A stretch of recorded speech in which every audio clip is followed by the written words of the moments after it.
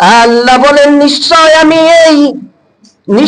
আমি এই কোরআনকে বরকতময় রজনীতে অবতীর্ণ করেছি। ইন্না কুল্লা মুনজিরিন, আমি তো সতর্ককারী। আল্লাহ পাক রব্বুল আলামিন অন্য আয়াতের মধ্যে বলেন ইন্না আনজালনাহু ফি লাইলাতিল কদর ওয়া মা আদরাকা মা লাইলাতুল কদর।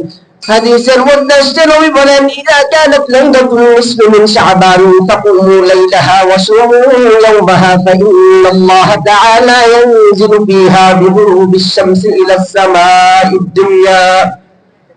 নবী বলেন যখন অর্ধ শাবানের রাত আসে সেই রাতে তোমরা জেগে থেকে ইবাদত করো এবং পরের দিন রোজা রাখো, ফাইন্নাল্লাহ তাআলা ইয়ানজিলু ফিহা বিগুরুবিশ শামসি ইলাস সামাঈদ দুনিয়া।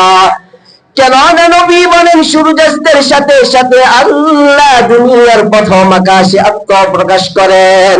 ফায়াকুল, অতঃপর বলতে থাকেন আলা মিন মুস্তাগফিরিন ফাআগফির লাহ, আছে কি কোন ক্ষমা প্রার্থনাকারী যে আমার কাছে ক্ষমা চাইবে, আমি তার জিন্দেগীর গুনাহ ক্ষমা করে দিব। আলা মিন মুস্তারজিকিন ফাআরযুকহু, আলা মিন মুবতালান ফাউআফিয়াহু, আলা কাযা হাত্তা ইয়াতুলআল ফাজর। এবার আল্লাহ পাক রব্বুল আলামিন বলেন আছে কি কোন রিজিক প্রত্যাশাকারী ব্যক্তি আমার কাছে রিজিক চাইবে, আমি তার রিজিকের ব্যবস্থা করে দিব। আলা মিন মুবতালান ফাউআফিয়াহু, আলা কাযা হাত্তা ইয়াতুলআল ফাজর। আল্লাহর নবী বলেন যে আছে কোন বিপদগ্রস্ত ব্যক্তি আমার কাছে বিপদ চাইবে, আমি তার বিপদ মুক্ত করে দিব।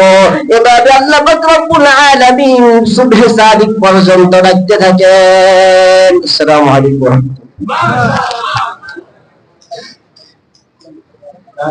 মাশাআল্লাহ, জাযাকাল্লাহ। সম্মানিত সাথী বন্ধুরা, এখন আপনাদের সামনে